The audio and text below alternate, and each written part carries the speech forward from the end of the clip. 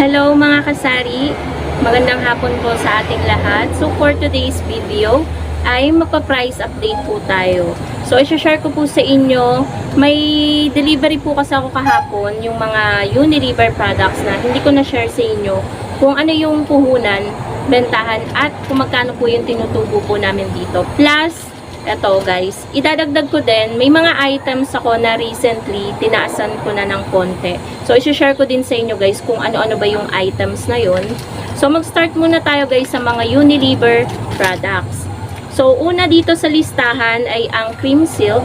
Naka buy 11 get 1 free po siya. So, pumatak po ng 6.23 yung conditioner. So, 9 pesos na po ang bentahan po natin ng lahat ng conditioner kahit anong kulay. So, meron po tayong tubo na 2.77. Dati kasi guys, 8 lang yung bentahan ko ng mga cream silk, ng mga conditioner na yan. Pero naisip ko, masyadong ang baba. Kasi nakikita ko naman sa iba na iba yung bentahan nila. Siguro nga, mababa talaga akong magpresyo. So, pangalawa, nag-order ako ng pants na detox cream. Yun nandito guys, naka-display na siya. So, ano siya, 7 grams. Puhunan niya po ay 15.60. Lately kasi bumibili yung nakatira dito, yung naninirahan dito, nangungupahan. So, halos maubos-ubos niya na yung small size ng pants na cream. So, 15.60 ang puhunan. Ito po, 20 pesos. Kasi ang benta ko lang sa kanya is 18. Tumaas na pala dito. So, may tubo po na 4.4. Tapos, ito, Breeze Rose Gold. Matagal-tagal akong hindi naka-order nito sa kanila. 13.28 na pala yung puhunan niya. Medyo mataas na. 16 yung bentahan natin. So, meron po tayong tubo na 2.72. Next naman po, yung Surf Long Bar. Diba, yung ano lang guys, regular size. Sa isang long bar, may 4 na putol. Bali, pumatak po yung isang putol na ang puhunan na po ay 7.08. So, 10 pesos po ang bentahan ko po noon. 2.92 po yung ating tubo kada isang putol ng bar na sabon. Tapos sa powder naman po na surf, 6.44 po ang kanyang puhunan. 8 pesos pa rin po ang ating bentahan. Hindi pa po tayo nagtataas. Meron po tayong tubo kada sachet ng 1.56. Pagkatapos naman guys, Rexona. Yan, yung mga Rexona natin. Yung mga sachet na yan. Ayan. 10 pesos ang bentahan po namin ito. Ang puhunan na po ng Rexona ay 6.80. Malapit na guys. 20 cents na lang. Nasa 7 pesos na yung puhunan. 3.2 po ang ating tubo. Next naman po, Ladies Choice na 220 ml. Nag-order lamang po ako ng isa kasi minsan may naghahanap ng medyo big size. So, ang puhunan po niya ay 90.79. Nag-additional po ako ng 10%.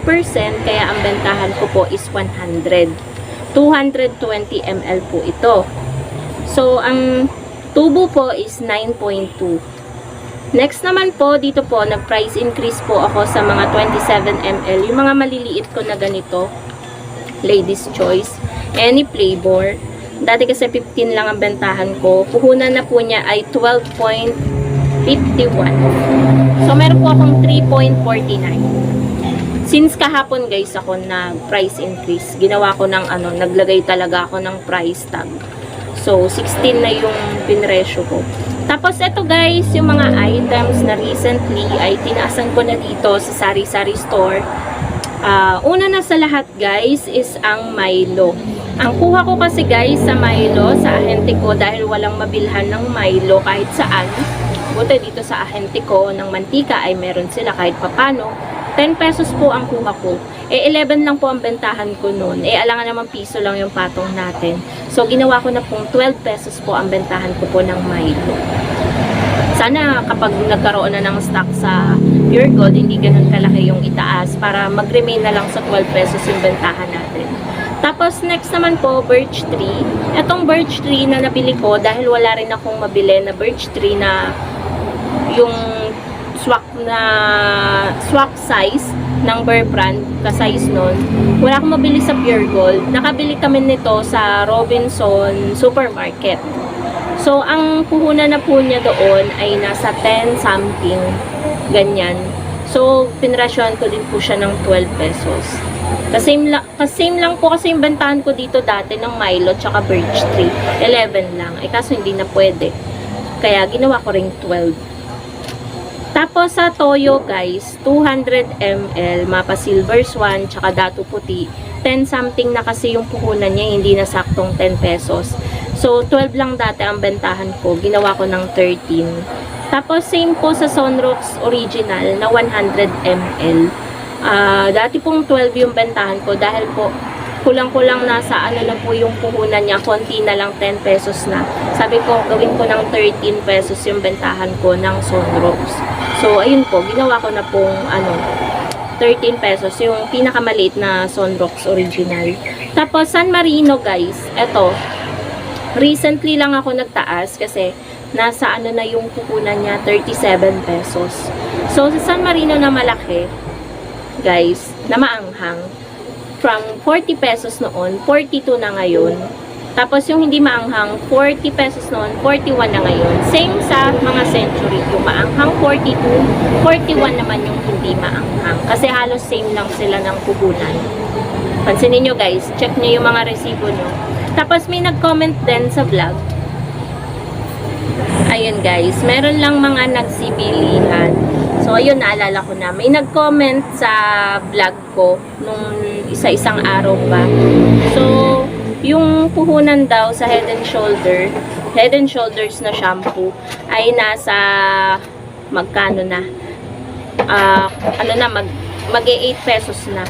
So, sa iba alam ko 9 pesos na ang shampoo. Pero pag check ko naman dun sa mga pinamili namin kay Pure Gold, okay pa naman eh. May tubo pa naman kahit papano. May sentimo pa. Pero kapag sa isang dosena, meron pa rin magkano guys. Kaya hindi pa rin ako nagtataas sa bentahan ko ng shampoo na Head and Shoulders. 8 pesos pa din lahat ng shampoo. Bawi-bawi na lang tayo sa medyo murang-murang puhunan ng shampoo tulad ng mga Palmolive, ganyan. Sa Sunsilk kasi may ahente naman tayo. Itong ang sa Unilever. Yan kasi mga Sunsilk, yan ng Unilever. So, ayun po mga kasari, always na lang nating i-check yung mga resibo dahil patuloy pa rin yung pagtaas ng mga bilihin talaga. Yun lang po ang masasabi ko mga kasari para din may tubuin tayo. Kasi kung hindi tayo mag-check ng resibo, mapapagaya kayo sa akin na nabenta nang wala pa sa puhunan yung items. Hindi ko talaga makalimutan guys yung sa luncheon meat. Kasi 45 na yung puhunan niya. Puhunan na yun guys, nabenta lang namin ng 38. Kasi yung puhunan lang niya noon, 33.50. Eh hindi ako nag-check ng resibo, 45 na pala, pang 50 na pala siya. Nabenta lang namin ng 38. Kaya huwag kayong gagaya sa akin mga kasari. Lagi nating i-check yung mga resibo natin. Huwag tayong magpaano na, ay, hindi naman yan magtataas. Huwag ganun. I-check pa rin po natin yung mga resibo. So, yun lamang po mga kasari ang atin pong vlog for today. Another price update and update sa mga tinaasan natin recently na mga konting items lang dito sa tindahan. So, yun lang guys. Magandang hapon sa inyong lahat. Bye!